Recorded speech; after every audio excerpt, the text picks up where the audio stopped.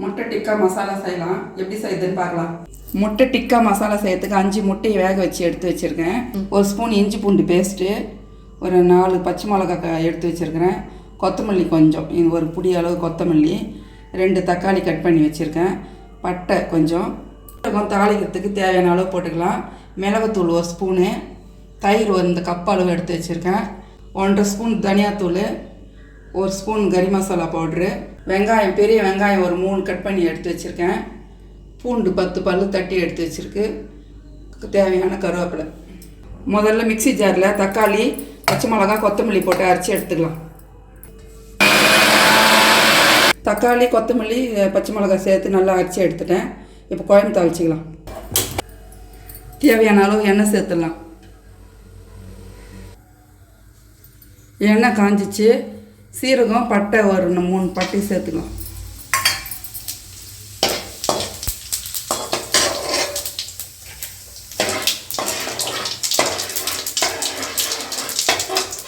Cut பண்ணி வச்சுருக்க வெங்காயம் சேர்த்துடலாம்.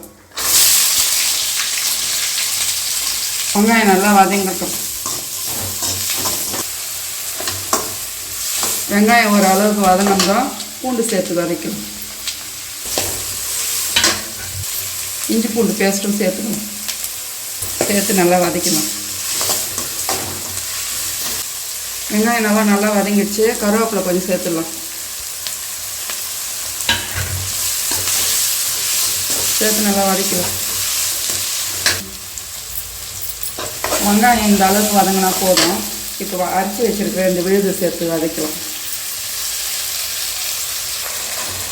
அரைச்சி வச்ச விழுது சேர்த்து நல்லா வதக்கிக்கலாம். கொத்தமல்லி, பச்சை மிளகாய், தக்காளியோட பச்சை வாசனை போகிற வரைக்கும் நல்லா வதக்கிக்கணும்.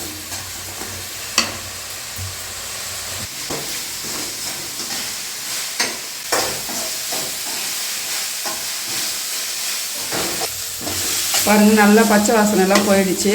இப்போ தனியாத்தூள் சேர்த்துக்கலாம். கறி மசாலா பவுட்ரு, குழம்பு மிளகாய் தூள், பச்சை மிளகாய் சேர்த்துருக்குறோம், அதனால் கம்மியாக சேர்த்துக்கலாம். தேவையான உப்பு, டீஸ்பூன் மஞ்சள் தூள் சேர்த்து நல்லா வதக்கிக்கலாம். கொஞ்ச நேரம் நல்லா வதங்கட்டும்.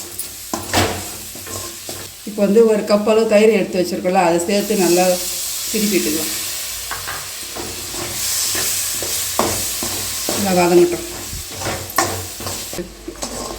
இது போல் எண்ணெய் நல்லா திரிஞ்சு வந்ததுக்கப்புறம் திட்டமான தண்ணி சேர்த்துக்கணும். அளவு சேர்த்தா போதும். கொதிச்சு வரட்டும் குழம்பு. குழம்பு கொதிச்சுன்னு இருக்குது நல்லா. இப்போ முட்டையை கட் பண்ணி நம்ம எடுத்து வச்சுக்கலாம்.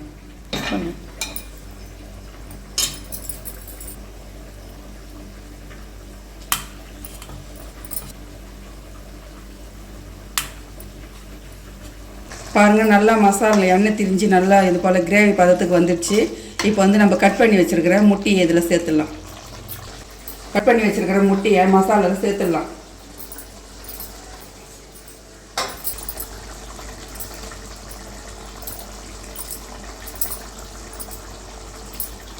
முட்டையை சேர்த்துட்டு 1 ஸ்பூன் அளவுக்கு மிளகுத்தூள் சேர்த்துக்கலாம்.